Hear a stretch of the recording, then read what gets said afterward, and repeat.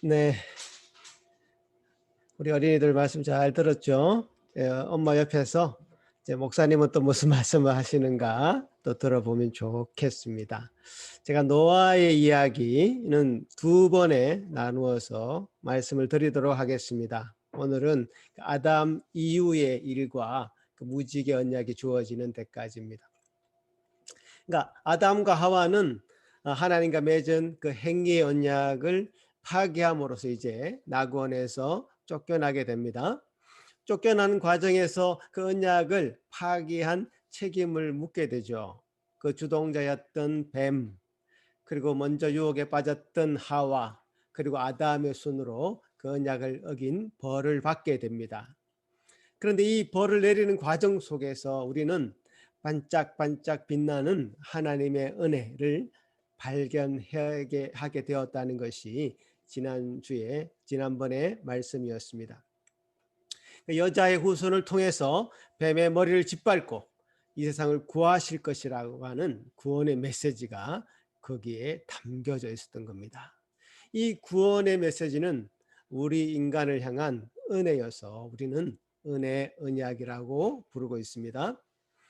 자, 이 성경의 이 긴 스토리는 바로 이 은혜의 언약을 지켜나가시는 하나님의 열심이라는 관점으로 보시면 잘 이해가 될 것이라고 제가 말씀드렸습니다. 자, 그러면 이렇게 질문하실 분이 있을 것 같습니다.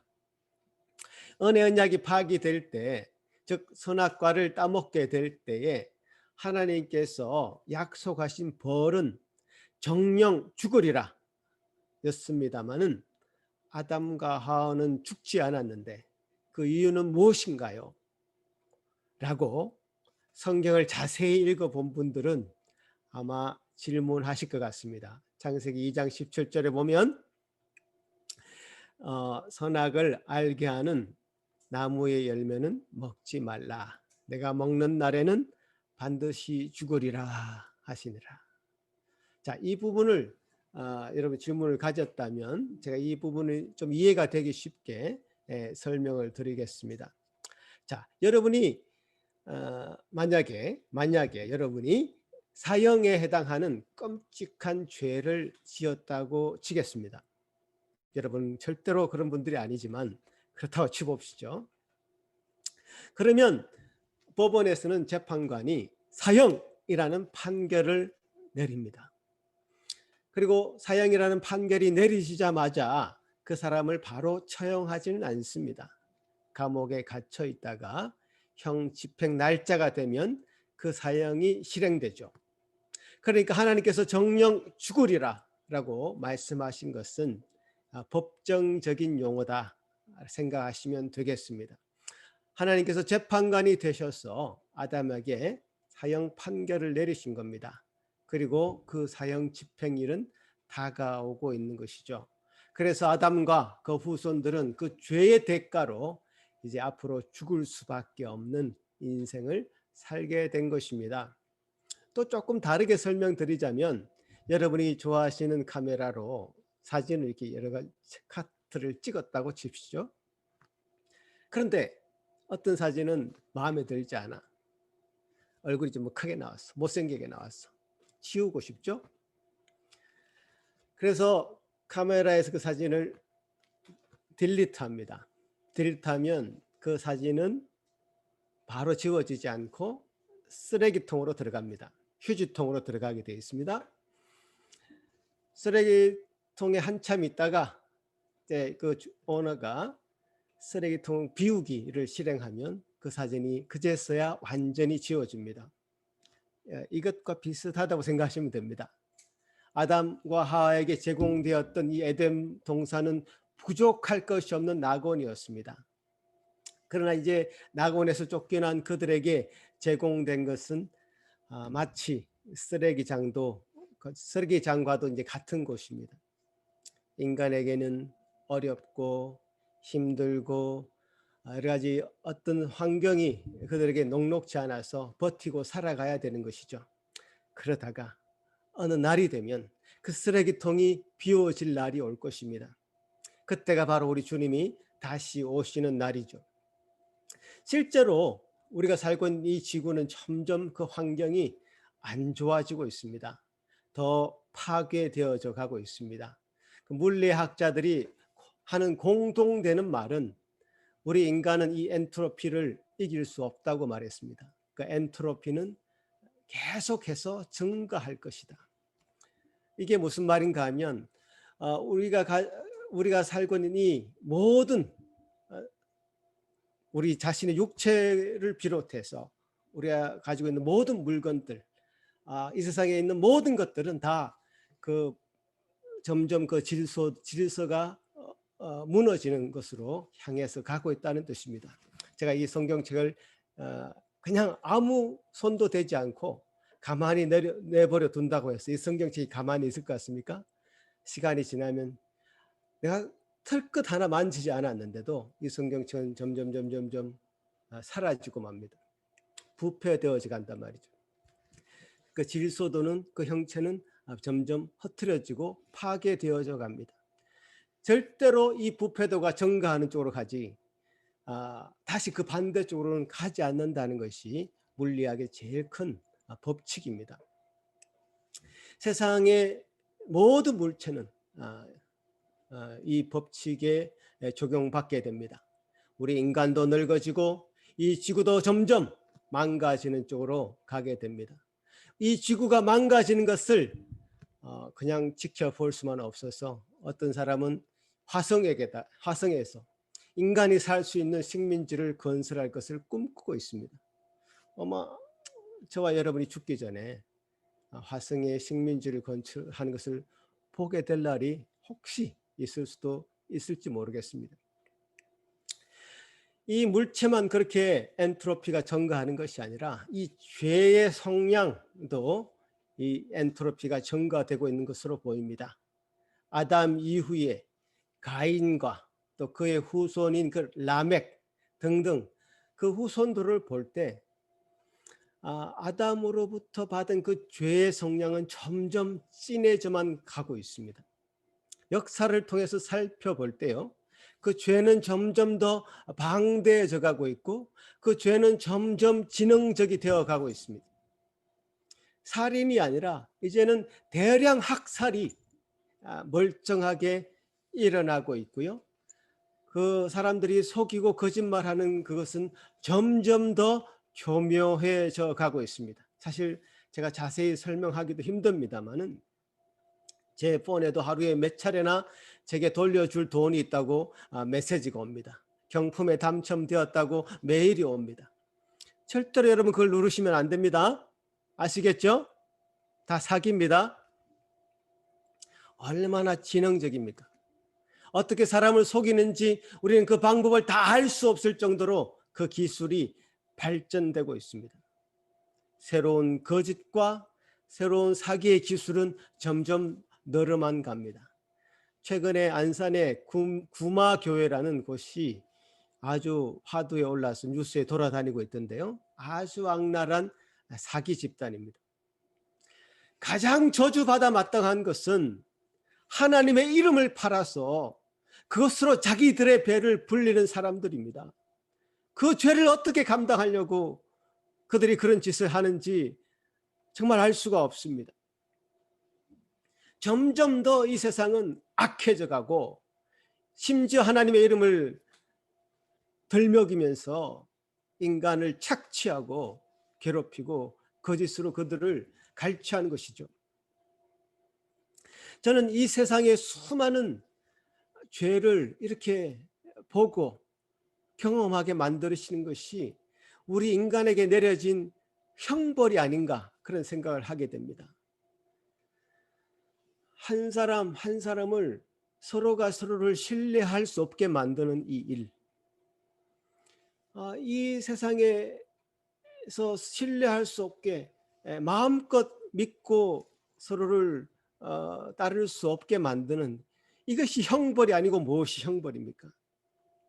보십시오. 아담과 하와는 자기가 낳은 아들이 자기 형제를 죽이게 되는 것을 그들의 눈으로 목도했습니다. 최초의 살인자가 가인이었고요. 가인보다 더 악한 살인자가 라멕이란 자였습니다. 아담과 하와의 심정이 어떻겠습니까? 아마 본인이 죽는 것보다 더 가혹한 형벌이 그들에게 주어졌을 것이다. 그들은 자기들이 죽는 게 아예 나았겠다. 그렇게 생각될 정도로 괴로웠을 것이다. 그렇게 상상이 됩니다. 이런 가혹한 형벌을 가운데서도 하나님은 아담과 하와에게 은혜를 베푸셨고 셋이라는 아들을 허락하셨습니다. 그 아들을 통해서 메시아 예수 그리스도를 약속하고 있는 것을 우리 성경의 역사를 통해서 보게 됩니다. 이제 앞으로 보시게 될 이 성경의 이야기는 항상 이런 식으로 전개가 됩니다. 죄의 모습이 점점 커져가는, 그러니까 죄의 관영이라는 그 메인스트림이 있습니다. 죄의 모습은 점점 커져가고 죄가 관영한다. 죄가 가득 차 있다. 죄의 모습이 점점 커져가고 진영화되고 고도화되는 길에 서 있고 그 사이에 썩은 호수의 그 맑은 샘물처럼 조그마한 구원의 빛이 꺼지지 않고 계속해서 비춰지는 그런 모습들 계속 성경을 통해서 보게 되실 것입니다. 형제를 죽이게 되는 그것을 보게 되는 형벌을 받은 아담과 하와였지만 셋이라는 아들을 또한 허락하셔서 구원의 빛을 보게 만드는 것입니다. 제가 그러다가 오늘 우리는 이 노아의 이야기를 만나게 되는 겁니다. 제가 말씀드렸죠. 인간의 역사는 진행되면 될수록 그 죄의 모습이 작아지지 않고요. 항상 메인스트림은 죄가 점점 더 커져가는 그런 모습입니다. 그 죄가 점점 더 커져서 노아의 시대에는 하나님께서 다음과 같이 이 땅의 모습을 묘사하고 있습니다. 창세기 6장 5절을 보시면 같이 읽어볼까요? 시작. 여호와께서 사람의 죄악이 세상에 가득함과 그의 마음으로 생각하는 모든 계획이 항상 악할 뿐임을 보시고 6절 땅 위에 사람 지으셨음을 한탄하사 마음에 근심하시고 하나님께서 이렇게 한탄하시고 근심하실 정도이니 인간의 죄악성이 얼마나 대단한 것입니까? 그러나 하나님께서는 인생이 아니시기 때문에 후회하거나 근심하시는 분은 아니십니다. 성경에 나타난 이러한 표현들은 의인화된 표현들입니다. 저자의 마음을 하나님의 마음으로 빗대어서 표현하는 것입니다. 이런 표현은 앞으로도 많이 나옵니다, 여러분. 그렇게 이해하시면 됩니다. 여러분 오늘 이 성경의 표현법 중에 의인화 표현법을 하나 배우신 겁니다. 이제 하나님이 그렇게 한탄하시고 근심하시고 이런 분은 아니십니다. 저자의 마음이 하나님에 투영되어서 그렇게 표현된 것이다. 그 의인화 표현법입니다. 그걸 한 가지 짚고 넘어가겠습니다. 이렇게 죄가 관영하는 메인스트림의 한 줄기 또 빛과 같이 반짝반짝 빛나는 한 사람이 등장하는데 바로 그 사람이 바로 노아이죠.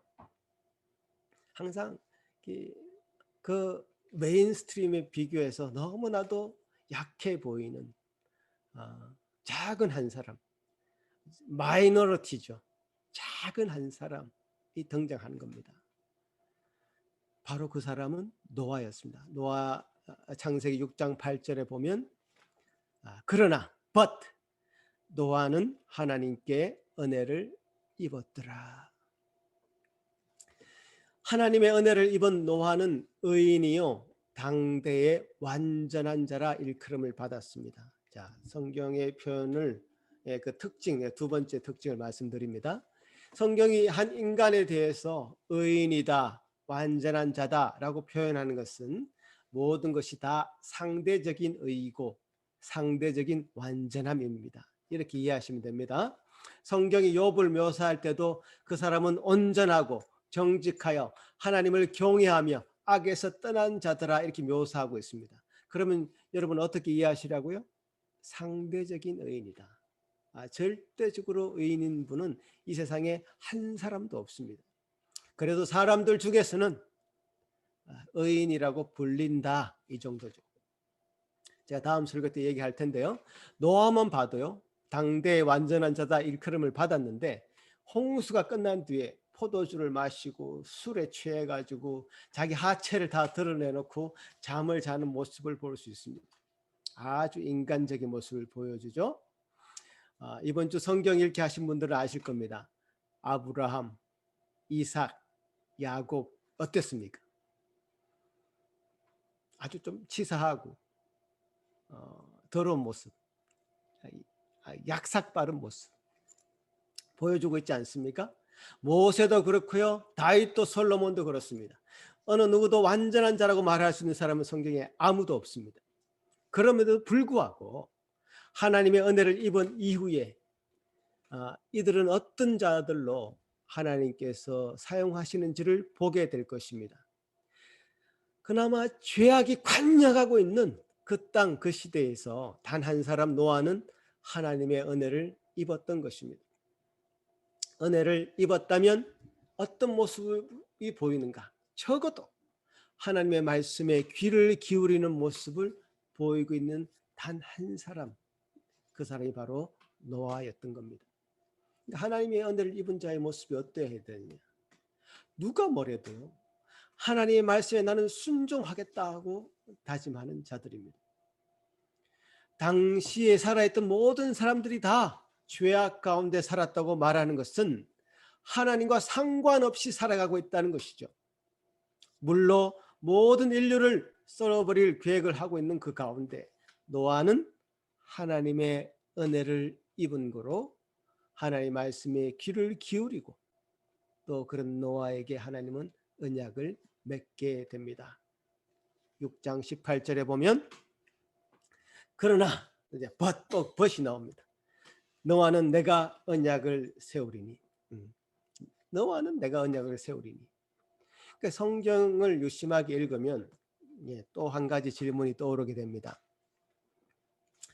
아담 이후에 모든 사람이 이 자녀를 낳게 되죠. 누구를 낳습니다. 그런데 그 낳는 시점을 보면 약 60대, 늦어도 180살 정도, 당시의 사람들이 한 900살 정도까지 살았는데요. 60대 혹은 180살 정도의 후손을 보게 됩니다. 그런데 유독 노아만은 그의 나이 500세 된 이후에 셈과 함과 야벳을 낳게 됩니다. 그리고 방주에 타게 되는 인원이 노아 부부와 그 세 아들 부부, 즉 8명밖에 없습니다. 그러니까 그 말은 무슨 말인가 하면 셈과 함과 야벳도 자녀가 없었던 것이죠. 자, 홍수가 있을 때 노아의 나이는 600세였습니다. 성경에 보면 자, 500세 정도의 셈과 함과 야벳을 낳았고 600세가 되어서 홍수가 있었다면 셈과 함과 야벳의 나이도 그 얼추 100세 정도는 되었다는 뜻이죠. 그런데 그들은 자녀가 하나도 없었습니다. 하나님의 은혜를 입은 노아는 겨우 500살이 넘어서 자녀를 처음 얻게 되었고 그 세 자녀들도 자녀가 없는 것이 지금 분명한 어떤 이유가 있어 보입니다.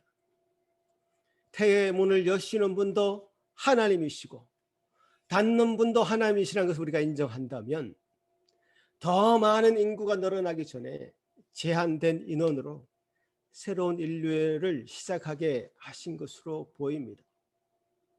생각해 보십시오. 500년 동안 노아가 자녀를 낳고 계속 낳았다면 또 그 자녀들이 또 낳고 낳았다면 얼마나 많은 인구가 늘어났겠습니까? 기하급수적으로 늘어나서 그 방주에 다 타지 못할 정도가 되었을 것은 뻔한 사실이죠. 하나님께서 태의 문을 닫으시면서까지 노아에게 은혜를 입히셨고 그 노아와 언약을 맺으시게 되는 겁니다. 하나님은 어떤 명령을 하실 때에 그 노아의 태도를 보면 은혜 입은 자의 행동이 이러해야 된다는 것을 잘 보여줍니다. 창세기 6장 22절에 보면 같이 한번 읽겠습니다. 노아가 그와 같이 하여 하나님이 자기에게 명하신 대로 다 준행하였더라. 창세기 7장 5절에 보면 노아가 여호와께서 자기에게 명하신 대로 다 준행하였더라. 그냥 여러분 어떤 느낌표 마침표 밑줄 쫙 그으십시오. 다 준행하였더라. 다 준행하였더라. 노아의 특징입니다. 이 말씀들을 보면 노아가 어떤 태도로 하나님을 대했고 방주를 오랜 세월 만들면서 어떤 마음으로 했을지, 그 만들었을지, 사람들이 손가락질하고 비웃고 미친 사람 취급해도 아랑곳하지 않고 오로지 한 분 하나님의 말씀에 집중하고 그 말씀을 따랐던 것이죠. 그 결과로 노아의 방주는 완성되었습니다. 자, 40일 동안 큰 기품의 샘들이 터지고 하늘의 창문이 열려서 40일 동안 밤낮으로 비가 쏟아졌습니다. 자, 성경의 표현 큰 기쁨의 샘들이 터졌다고 되어 있습니다. 그러니까 하늘에서만 비가 내린 것이 아니라요, 땅 아래의 물도 다 위로 솟구쳤다는 뜻입니다. 여기서도 비가 내렸다고 표현하지 않고 쏟아졌다라고 표현합니다. 그러니까 하늘 궁창 위에 수증기층이 엄청나게 많이 있었는데 그 많은 양의 물이 한꺼번에 쏟아진 것입니다. 한꺼번에 쏟아져 내린 것입니다. 그러니까 우리가 좀 비가 내린다 이 정도가 아니죠. 그냥 쏟아졌다.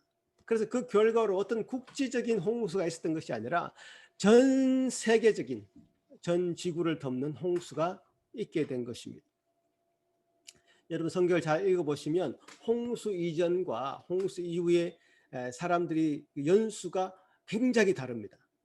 900살 정도까지 홍수 전에는 살았다면 그전에는 많이 살아도 200살 그 정도입니다. 그 학자들의 말에 의하면 홍수 이전에는 하늘에 위에 많은 수증기층이 있어서 그 수증기가 자외선을 잘 차단했기 때문에 오래 살 수 있었고, 홍수 이후에는 그 수증기층이 다 땅으로 내려와서 사라지고 나서 자외선이 잘 여과 없이 통과되어서, 그 자외선이 뭡니까? 방사선이잖아요. 우리의 수명이 짧아지게 된 것이다, 이렇게 설명하는 분들이 있습니다. 자, 이제 그런 얘기들. 자, 구원의 방주라는 그림이 마냥 사실 예쁘게만 아까 전에도 그림을 봤듯이 좋게만 그려지고 있습니다만은, 자, 지금 여러분 생각에 여러분들이 그 배를 타고 있고 나머지 많은 인류가 물에 떠내려가서 멸망되게 되는 이 사건을 경험한다고 한번 생각해 보십시오. 사실 형벌입니다. 그 배를 타고 있는 8명의 구원받은 자들이 마냥 기뻐하기만 했을까요? 쉬운 일이 아니죠.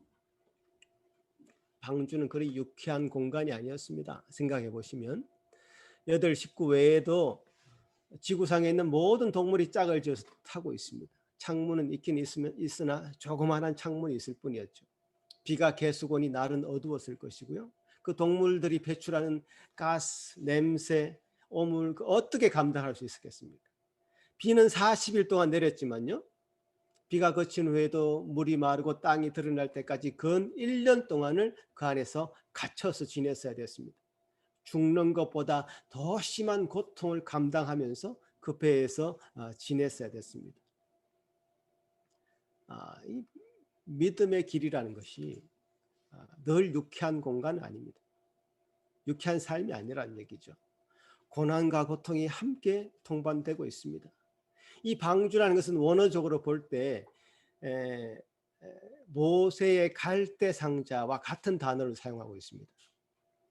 보통 배는요, 앞이 빼쭉하죠. 오늘 동화 그림에도 보면 앞이 빼쭉한 배를 그려놨는데, 사실은 그런 배는 원어적으로는 스피나라고 하는 원어로 사용하고 있고요.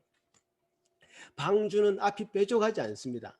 성경에 보시면 방주의 길이가 135m, 폭은 22.5m, 높이가 13.5m. 그래서 3층으로 되어 있는데 마치 축구장 모양처럼 직사각형의 모양이 위로 이제 13.5m 3층으로 되어 있는 직사각형의 모양입니다. 그러니까 바지선 같은 모양이죠. 왜냐하면 왜 뾰족할 필요가 없냐면 앞으로 갈 필요가 없습니다. 그냥 물에 떠 있기만 하면 됩니다. 그리고 1대6 정도의 규격으로 좀 길쭉한 모양으로 되어 있는데, 이 모양이 지금 해양학자들에 의하면 항공모함도 이 비율로 만들고 있고요. 조사해 본 결과 가장 물 위에서 안정적인 규격이 바로 이 성경에서 말하고 있는 1대6 정도의 그 비율로 만들어진 배라고 합니다. 둥둥둥 떠 있기만 했기 때문에 뭐 빼족할 필요가 없었던 것이고요. 그러니까 스피나라고 하는 보통 배가 아니라 테바, 히브리어로 테바라고 하는 방주의 히브리어를 그렇게 기록하고 있는데, 이 단어와 똑같은 단어가 바로 모세의 어머니가 아기 모세를 나일강에 버릴 때 갈대 상자에 넣어서 버리는데요. 그 물이 새지 않도록 역청을 발라서 모세를 담아서 갈대 상자를 띄우는데, 그것이 바로 테바입니다. 여러분 뭔가 연관되는 게 없습니까? 방주라는 그 의미, 그리고 갈대 상자의 그 의미는 아주 닮아져 있습니다. 방주는 유람선도 아니고 크루즈도 아닙니다. 그 안에 갇혀서 온갖 동물들의 오물 냄새를 맡으면서 고통 가운데 지내야 되는, 그렇지만 구원의 도구였던, 구원의 그 놀라운 은혜를 경험하면서도 고난의 시간을 지내야 됐던 그 공간이었습니다. 모세는 어차피 죽을 목숨이었고, 그래서 어머니는 차마 이집트 군인에게 그 아이의 목숨을 맡길 수 없어서 갈대 상자를 엮어서 모세를 그 안에 집어넣음으로 사실 모세의 그 죽음을 하나님의 손에 맡긴 것입니다. 그런데 그것이 구원의 구원자를 오게 하시는, 이스라엘을 구원하는 그 모세를 그 안에서 살리시고 하나님이 인류를 건지시는 구원자 메시아를 예비해 두신 것으로 우리가 밝혀졌지 않습니까? 성경은 이렇게 서로 연결되어 있습니다. 성경 안에서 그 의미를 연결해 보시면 하나님의 더 분명한 뜻을 알 수 있습니다. 자, 이렇게 방주에서 나온 노아와 그 자녀들은 가장 먼저 하나님께 제단을 쌓게 됩니다. 정결한 짐승. 여기서 보면 방주의 동물들을 태울 때 정결한 짐승은 7쌍씩 태우고 부정한 짐승은 뭐 그냥 한 쌍씩 태우는데, 그러니까 정결한 짐승을 이 요의가 있었기 때문에 정결한 짐승을 잡아서 하나님 앞에 제단을 쌓게 됩니다. 그리고 또다시 하나님은 노아와 그 자녀, 그리고 새롭게 된 자연을 대상으로 언약을 맺게 됩니다. 이 노아 언약의 특징은 하나님과 그의 자녀, 그리고 새롭게 된 자연을 대상으로 언약을 맺습니다. 이제 이 창세기 9장을 읽어보시면 창세기 1장의 이야기를 다시 보는 것 같아요. 생육하고 번성하여 땅에 충만하라. 9장 1절에, 그죠? 그 다음에 9장 9절부터 11절까지 같이 한번 읽어보겠습니다. 시작. 내가 내 언약을 너희와 너희 후손과 너희와 함께한 모든 생물, 곧 너희와 함께한 새와 가축과 땅의 모든 생물에게 세우리니 방주에서 나온 모든 것, 땅의 모든 짐승에게니라. 내가 너희와 언약을 세우리니 다시는 모든 생물을 홍수로 멸하지 아니할 것이라. 땅을 멸할 홍수가 다시 있지 아니하리라. 자, 그러시면서 그 언약의 증거로 무지개를 주신 것입니다. 그래서 우리가 노아와 세운 이 언약을 자연 언약이다 하기도 하고 보존 언약이라 하기도 하고 무지개 언약이라고 부르기도 합니다. 이 언약을 통해서 하나님은 우리를 지금도 다스리시고 보존하시는 그것을 우리가 알게 하셨고, 또 그것이 하나님의 큰 은혜요 사랑이라는 것을 우리로 하여금 누리게 하신 것이죠. 이 언약을 믿는 자에게만 사실 이 큰 복을 누릴 자격이 주어집니다. 우리 모든 한길 성도 여러분, 이 언약을 굳게 믿는 언약의 백성들이 다 되시기를 간절히 바라겠습니다. 한번 따라하겠습니다. 나는 언약의 백성으로 살기를 원합니다. 아멘. 기도하겠습니다. 은혜가 풍성하신 하나님 아버지, 감사합니다.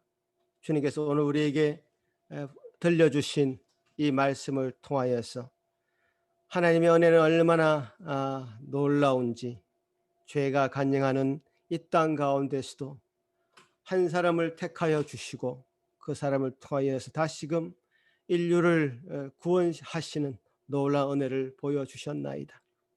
아버지 하나님, 은혜로 말미암아 또 그 은혜가 우리에게까지 미쳤사오니 주님, 우리 모두가 하나님의 그 언약을 우리의 것으로 삼아서 언약의 모든 백성들 되게 하여 주옵시고 언약의 백성답게 살아가는 저와 모든 예수 상길교회 성도들 되게 하여 주옵소서. 감사하고 예수님 이름으로 기도합나이다. 아멘.